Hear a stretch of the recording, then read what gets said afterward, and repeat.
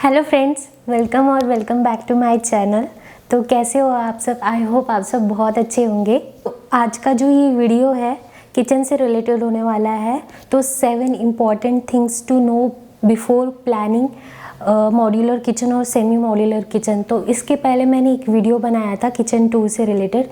तो उस पर मुझे एक कमेंट आया था कि आपका किचन कितने में, कॉस्ट कितना पड़ा है, कौन सा मटेरियल आपने यूज़ किया है। तो मैंने सोचा क्यों ना मैं इस टॉपिक पे एक वीडियो बनाऊं, क्योंकि मैं इस प्रोसेस से जा चुकी हूँ। तो जो मेरे किचन का कितना बजट पड़ा है, कितना कॉस्ट पड़ा है, मैंने कौन सा मटेरियल यूज़ किया है और कौन सा कलर चूज़ किया है, एग्जैक्ट मैं सारी डिटेल्स इस वीडियो में बताने वाली हूँ। तो आप ये वीडियो में एंड तक बने रहिएगा, क्योंकि ये हमारा सबसे पहला पॉइंट है कि what is the difference between modular and semi modular kitchen. तो बहुत लोग सोचते हैं कि मॉड्यूलर किचन और सेमी मॉड्यूलर किचन एक ही कंसेप्ट है। मतलब हम जो भी किचन आजकल देखते हैं हमें लगता है ये मॉड्यूलर किचन है, बट ऐसा नहीं है। तो बेसिकली मॉड्यूलर किचन वो होता है जो मॉड्यूल्स में बनते हैं। तो उसमें नीचे वो लेग्स पे खड़े रहते हैं, जो फ्लोर और जो मॉड्यूल्स है उसके बीच में एक हाइट दी जाती है लेग्स के थ्रू। वो 4 लेग्स का सपोर्ट होता है, उसमें वो मॉड्यूल्स एक खड़ा होता है। तो जो भी है वो पूरे मॉड्यूल्स अलग अलग बनते हैं सेपरेट। और जो मॉड्यूलर किचन है तो वो मॉड्यूल्स में आते हैं, तो इस वजह से हम उसको कभी भी डिटैच कर सकते हैं, जैसे आपको कहीं और शिफ्ट करना है तो। और जो एक बेनिफिट है मॉड्यूलर किचन का कि वो स्कर्टिंग होती है, उसमें वो लेग की बेस पे खड़े रहते हैं, एकदम फ्लोर से जो है ड्रॉवर स्टार्ट नहीं होता। तो इसके वजह से जो क्लीनिंग है वो काफ़ी इजी हो जाती है। तो जैसे ही जो लेग्स को हाइड करने के लिए स्कर्टिंग दी जाती है, तो बस हमें वो स्कर्टिंग को रिमूव करना है एंड देन आप फ्लोर को इजीली क्लीन कर सकते हैं। तो अगर आप फुल्ली मॉड्यूलर किचन के लिए जाना चाहते हैं तो आप अपने बिल्डर को पहले ही बोल दीजिए कि हमें आप काउंटर टॉप प्रोवाइड मत करिए। इसके पीछे का रीज़न ये है क्योंकि अगर आप काउंटर टॉप ले लेते हैं, अगर आपको बिल्डर काउंटर टॉप जो प्रोवाइड कर रहा है और आप अगर माइंड में क्लियर हो कि आपको फुल्ली मॉड्यूलर के लिए ही जाना है, तो जो काउंटर टॉप से लेके फ्लोर की जो हाइट होती है वो हर जगह इक्वल नहीं होती है। फॉर एग्जांपल जैसे सिंक का एरिया होता है वहाँ पे हल्का सा स्लोप दिया जाता है, कई बिल्डर देते हैं और कई बिल्डर नहीं देते हैं। लेकिन अगर बिल्डर ने अगर प्लेन भी रखा है, स्लोप नहीं भी दिया है, तो भी वो चारों ओर से इक्वल नहीं होता है। 19-20 का फ़र्क होता ही है कहीं ना कहीं, क्योंकि जो लेबर होते हैं वो एकदम कट टू कट मेजरमेंट लेके हर एक जगह नहीं करते। अगर वो जो काउंटर टॉप है उसको प्लेन भी लगा रहे तो जो हमारा फ्लोरिंग रहता है वो कहीं ना कहीं ऊपर नीचे होता है, तो वो इक्वल कभी नहीं आता है। तो इस वजह से जो स्कर्टिंग है सेमी मॉड्यूलर में देना पॉसिबल नहीं होता है। तो ये सबसे बड़ा एक मेन डिफरेंस हो जाता है modular and semi modular kitchen में। तो मीन्स अगर आप बिल्डर से काउंटर टॉप ले रहे हो मीन्स आप सेमी मॉड्यूलर किचन में ही जा रहे हो आप ये। लेकिन अगर सपोज आपने एक फ्लैट ले लिया है और इसमें आपके बिल्डर ने ऑलरेडी प्रोवाइड कर दिया है आपको काउंटर टॉप, तो आप फिर भी फुली मॉड्यूलर के लिए जा सकते हैं। जो आपका काउंटर टॉप है वो आपको डिमोलिश करवाना पड़ेगा। तो इसमें जो है आपका कॉस्ट बढ़ जाता है, क्योंकि डिमोलिश करने के लिए जो लेबर आते हैं आपको उनको भी चार्जेस देने पड़ेंगे। तो अगर आपके माइंड में पहले से ही फिक्स है कि आपको फुली मॉड्यूलर में ही जाना है, तो आप अपने बिल्डर को पहले से ही इस चीज़ के लिए मना कर दीजिए। हाँ, और एक मैं आपको पॉइंट इसमें क्लियर करना चाहती हूँ कि ऐसा नहीं है आपने अगर ये प्लेटफॉर्म ले लिया है बिल्डर से तो ये पॉसिबल ही नहीं है कि स्कर्टिंग पे मीन्स जो आपका मॉड्यूल्स है वो क्रिएट हो। ये पॉसिबल है, लेकिन ये प्रैक्टिस फॉलो नहीं की जाती है, क्योंकि जो वर्कर्स है वो इतना परफेक्टली उसको फिट कर पाएंगे या नहीं, बहुत सारे कॉम्प्लिकेशंस आ जाते हैं। तो इसलिए प्रैक्टिस फॉलो नहीं की जाती, लेकिन ये इम्पॉसिबल ऐसा बिल्कुल नहीं है। लेकिन जो मॉड्यूलर का सबसे बड़ा डिसएडवांटेज है कि उसमें आपका जो कॉस्टिंग है वो बहुत बढ़ जाता है, क्योंकि जो मॉड्यूल्स क्रिएट होते हैं तो वो एक एक मॉड्यूल्स अलग अलग बनते हैं। तो ये एक बॉक्स बन गया, ये चारों ओर से मीन्स प्लाई लगे हुए हैं, तो जो दूसरा भी बॉक्स बनेगा उसमें भी चारों ओर से प्लाई लगेंगे। तो जो यहाँ का प्लाई है और यहाँ का प्लाई है तो वो एक्स्ट्रा वेस्टेज हो गया। तो इस वजह से बहुत सारा कॉस्टिंग बढ़ जाता है, और भी बहुत सारे रीज़न से मॉड्यूलर किचन में कॉस्टिंग बढ़ जाते हैं। तो यही एडवांटेज है सेमी मॉड्यूलर किचन का कि यहाँ पर आपकी जो कॉस्टिंग है वो कम हो जाती है। और आपको अगर क्लीनिंग का इशू है कि जैसे मॉड्यूलर किचन में स्कर्टिंग आती है तो हम इजीली फ्लोर को क्लीन कर सकते हैं, तो ये सेम चीज़ हम सेमी मॉड्यूलर में भी कर सकते हैं। उसका आइडिया मैं आपको दूंगी आगे वीडियो में। अब हम सेमी मॉड्यूलर के पॉइंट्स देखेंगे। तो जो सेमी मॉड्यूलर होता है उसमें बेसिकली स्कर्टिंग नहीं आती, वो कोई लेग के बेस पे नहीं खड़ा होता है, तो वो उसके जो ड्रॉवर्स है वो फ्लोर टच से ही शुरू होता है। तो इसमें हमारा क्लीनिंग करना बहुत डिफ़िकल्ट हो जाता है। तो जब भी हमें क्लीनिंग करना होता है वो ड्रॉवर को पूरा बाहर निकालना पड़ेगा और तभी आप वो फ्लोर को क्लीन कर सकते हो। तो ये फ्रीक्वेंटली भी नहीं कर सकते और ये बहुत हार्ड भी हो जाता है। तो इसके भी कुछ सॉल्यूशंस है। और तो आप अगर सेमी मॉड्यूलर के लिए जाना चाहते हो तो मीन्स आपके माइंड में भी ये होगा कि उसका क्लीनिंग कैसे करेंगे। तो ऑफ कोर्स क्लीनिंग में डिफ़िकल्टी आती है सेमी मॉड्यूलर में, क्योंकि वो फ्लोर से ही स्टार्ट होता है। तो आपको अगर क्लीनिंग करना है तो उसके ड्रावर्स को बार बार आपको बाहर निकालना पड़ेगा एंड देन फ्लोर आप क्लीन कर सकते हो। तो ये बार बार फ्रिक्वेंटली आप कर भी नहीं पाओगे, आपके लिए इजी भी नहीं होगा, क्योंकि उसके अंदर जो भी ड्रॉवर में आपने हैवी कुछ सामान रखा है वो पहले निकालो एंड फिर ड्रॉवर को डिटैच करो वहाँ से एंड देन फिर आप उसको क्लीन कर सकते हो। तो इसमें जो है आपके ड्रॉवर की जो लाइफ साइकिल है वो भी कम हो जाती है। बट इसका जो सोल्यूशन मैं आपको बोल रही थी, मैं बताने वाली हूँ, उसमें ये है कि जो भी लास्ट ड्रॉवर है वो आप व्हील्स पे बना सकते हो एसएस ट्रॉली में। तो वो आपका जो है किसी से अटैच ही नहीं रहेगा, वो व्हील्स पे रहेंगे, वो आगे जाएंगे एंड पीछे, बस आगे एंड पीछे वो इजीली स्लाइड होंगे। तो उसमें आप बहुत इजीली अल्टरनेट डे क्लीनिंग कर सकते हो, ये इतना इजी हो जाता है। हमारा सेकेंड इम्पॉर्टेंट पॉइंट है वो है बजट। तो जब भी आप किचन प्लान कर रहे हो बनाने का मॉड्यूलर और सेमी मॉड्यूलर, तो आपके माइंड में एक टेंटेटिव बजट फिक्स होनी चाहिए कि मुझे इतना ही खर्च करना है। तो उससे चीज़ें प्लान करने में बहुत इजी हो जाती है कि अगर आप एक बजट अपने माइंड में फिक्स रखते हो तो उस बजट के हिसाब से अपना मटेरियल और बाकी सारी जो भी चीज़ें हैं, आपको क्या चेंजेस कराना है, कौन से कलर का लेना है, कौन सी कंपनी के जो हार्डवेयर है यूज़ करने हैं, तो आपको कौन सी चीज़ों को प्रायोरिटाइज़ करना है। अगर आपका बजट ऊपर जा रहा है तो आप किन चीज़ों को प्रायोरिटाइज़ करके मीन्स ऊपर नीचे कर सकते हो, ये आप सोच सकते हो। हमारा थर्ड इम्पॉर्टेंट पॉइंट है वो है डिज़ाइन। तो अगर आप किचन प्लान करने वाले हो तो आपको ये डिज़ाइनिंग भी करना बहुत ज़रूरी है खुद से ही। ये मैं नहीं बोल रही कि आपको इंटीरियर वाले से ही डिज़ाइनिंग करवानी पड़ेगी, एक रफ़ डिज़ाइन आपको खुद से पहले तैयार करना है, क्योंकि आप तभी उनको आइडिया दे पाओगे जब आपके माइंड में चीज़ें क्लियर होगी कि आपको कहाँ पर क्या चाहिए, कितने ड्रॉवर्स चाहिए, एक लाइन में 3 ड्रॉवर्स चाहिए, 2 ड्रॉवर्स चाहिए, आपको शेल्फ चाहिए या फिर आपको एसएस ट्रॉली चाहिए। तो आपके माइंड में एक बेसिक डिज़ाइन होना बहुत ज़्यादा इम्पोर्टेंट है। इससे आप अगर अलग अलग जगह जाते हो तो आप कंपैरिजन भी कर पाओगे और आपको एक आइडिया आ जाएगा। और आप अपनी नीड के हिसाब से पहले आपको डिज़ाइन करिए कि जो आप जहाँ पर कुकिंग करते हैं उसके नीचे आपको कौन से ड्रॉवर्स चाहिए, आपको कोई मैजिक कॉर्नर चाहिए कि नहीं चाहिए, आपके लिए वो कितना इम्पॉर्टेंट है। आप बहुत सारे फैक्टर्स को ध्यान में रख के डिज़ाइन करिए अपनी नीड के हिसाब से। तो जो हमारा फोर्थ इम्पॉर्टेंट पॉइंट है वो है मटेरियल एंड हार्डवेयर। तो अभी जो मार्केट है उसमें बहुत टाइप के अलग अलग कंपनीज़ है जो मटेरियल एंड हार्डवेयर प्रोवाइड कर रही है। तो मैं सबसे पहले पॉइंट बोलूँगी हैंडल्स के बारे में। तो हैंडल भी बहुत सारे डिफरेंट टाइप में अवेलेबल है अभी मार्केट में। जो ट्रेंड में चल रहा है वो है प्रोफाइल हैंडल्स। तो जो प्रोफाइल हैंडल्स है वो शटर के ऊपर अटैच होता है एंड जो नॉर्मल अभी तक आप देखते आ रहे होंगे जो हैंडल्स जो शटर के बाहर अलग से लगता था वो सीमलेस लुक नहीं देता है एक। तो जो प्रोफाइल हैंडल है वो भी बहुत अलग अलग टाइप के आते हैं, जैसे उसमें हो गया जी सेक्शन हैंडल। तो जी सेक्शन हैंडल भी कॉमनली अभी यूज़ में हो रहा है एंड और एक है जे सेक्शन हैंडल। तो मैंने जे सेक्शन हैंडल यूज़ किया है तो उसका मैं आपको एक लुक दे दूँगी।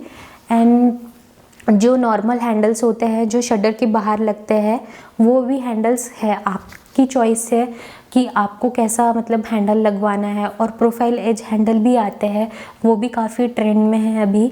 तो इसमें जो हमारा सेकंड पॉइंट है वो है हार्डवेयर। तो हार्डवेयर किचन में बहुत सारे टाइप के यूज़ होते हैं, जैसा एक टैंडम ही अगर हम पकड़ लेते तो वो भी एक टाइप का हार्डवेयर है। एंड बहुत सारे अलग अलग टाइप के हार्डवेयर्स आते हैं, जैसे लिफ्टअप आता है, गैस पंप आता है, ऐसे बहुत सारे हार्डवेयर्स होते हैं। तो आपको अपने हिसाब से अपने रिक्वायरमेंट के हिसाब से देखना है कि आपको मीन्स कौन सा हार्डवेयर आपके लिए चाहिए नहीं चाहिए, आप डिसाइड कर सकते हैं। हार्डवेयर है जो टैंडम बनता है जिससे, तो उसका ये एक बेनिफिट होता है कि वो सॉफ्ट क्लोजिंग देता है। मतलब अगर आप जोर से भी ड्रॉअर को पुश करते हो तो वो सॉफ्टली ही क्लोज होगा। एक जो मटेरियल में बहुत इंपॉर्टेंट पॉइंट है लैमिनेट, तो आप लैमिनेट कौन सी क्वालिटी का यूज़ कर रहे हो, कौन से ब्रांड का यूज़ कर रहे हो, आप वो भी एक बार रिसर्च कर लीजिए अपने बजट के हिसाब से कि आपके बजट में कौन सा बेस्ट जा रहा है। तो यहाँ पे मैंने जो लैमिनेट यूज़ किया है वो है मेरिनो कंपनी का, और मैंने यहाँ पर टफ एंड ग्लॉस यूज़ किया है जो नीचे के ड्रॉअर्स है उसके लिए, और ऊपर के शेल्फ के लिए नॉर्मल ग्लॉस लैमिनेट मैंने वुडन फिनिश में यहाँ पर यूज़ किया है। कौन सा बेसिकली हम वुड यूज़ कर रहे हैं, तो यहाँ पर मैंने प्लाईवुड यूज़ किया है मरीन कंपनी का। तो अगर आप किचन में, आपको सजेस्ट करूँगी, अगर आप किचन के लिए अगर चीज़ें यूज़ कर रहे हैं तो आप अच्छी क्वालिटी का ही उसमें प्लाई यूज़ करिए, मरीन प्लाई। MDF में मतलब बिल्कुल मत जाइए। मतलब आप पार्ट में चीज़ों को डिवाइड कर सकते हैं, कोई चीज़ों में आप MDF यूज़ कर सकते हैं, लेकिन मोस्टली आप प्लाई के लिए ही जाइए किचन में, क्योंकि MDF में क्या होता है, जो स्क्रू है वो कुछ टाइम बाद ढीले होने लग जाते हैं, वो उतना ग्रिप नहीं ले पाता जितना प्लाई ग्रिप लेता है स्क्रूज़ का। तो अगर आप लैमिनेट के अलावा दूसरे ऑप्शन में जाते हो तो अभी जैसे ये भी बहुत ट्रेंड में है, एक्रेलिक शीट आती है जो एक हायर रेंज में जाती है, वो भी एक ग्लॉसी फिनिश देता है, मिरर लाइक फिनिश देता है। तो जो हमारा 5th इम्पॉर्टेंट पॉइंट है, how to cut down your cost, हम अपने जो किचन की प्राइस है उसको कम कैसे करवा सकते हैं, और इसके लिए बहुत सारे ऑप्शन हैं। जैसे आप एक्रेलिक हायर एंड में जाता है तो उसको ना सिलेक्ट करके आप ग्लॉसी फिनिश लैमिनेट में जा सकते हैं, ये एक पॉइंट हो गया। एंड दूसरा, अगर आपको लग रहा है कि आपका बजट जा रहा है, ज़्यादा बाहर जा रहा है, तो आप टैंडम ड्रॉअर को कम कर सकते हैं उसकी जो क्वांटिटी। अगर आप सपोज़ 7-8 टैंडम ड्रॉअर ले रहे हैं तो आप उसको रिप्लेस कर दीजिए ट्रॉलीज़ के साथ में, या फिर आप बस ड्रॉअर ना लेके शेल्फ बना सकते हैं। तो और इस तरह भी आप अपना कॉस्ट रिड्यूस कर सकते हैं। एंड जो दूसरा पॉइंट आ जाता है लॉफ्ट। तो आप पहले सोचिए आपको अपने घर में स्टोरेज की कितनी ज़रूरत है, क्योंकि लॉफ्ट है वो फ्रिक्वेंटली यूज़ नहीं होता है।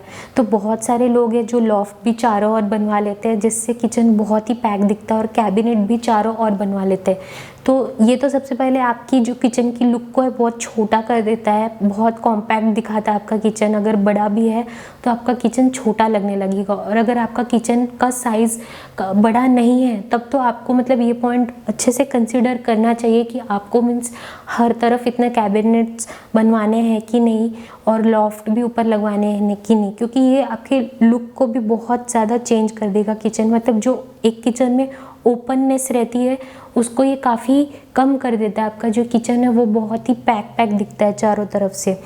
तो ये पॉइंट भी आप कंसीडर करिए कि आपको कितनी ज़रूरत है कैबिनेट्स की और लॉफ्ट की, कि लॉफ्ट आपको बस एक साइड में बनाना है या फिर चारों ओर बनाना है लॉफ्ट।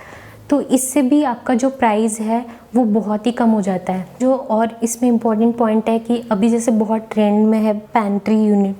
तो आपका फैमिली में कितने मेंबर्स हैं, आप मतलब घर में अपना राशन कितना स्टॉक करके रखते हैं, आपको सच में कितनी ज़रूरत है पैंट्री यूनिट की, उस हिसाब से आप डिसाइड कर सकते हैं कि मतलब जेन्युइनली आपको पैंट्री यूनिट की ज़रूरत है। क्योंकि नहीं, जो पैंट्री यूनिट बनाते हैं वो भी काफ़ी कॉस्टली जाता है, और उसमें अगर आप मैकेनिज़्म वाला बनवाते हैं वो तो बहुत ही हायर रेंज में हो जाता है।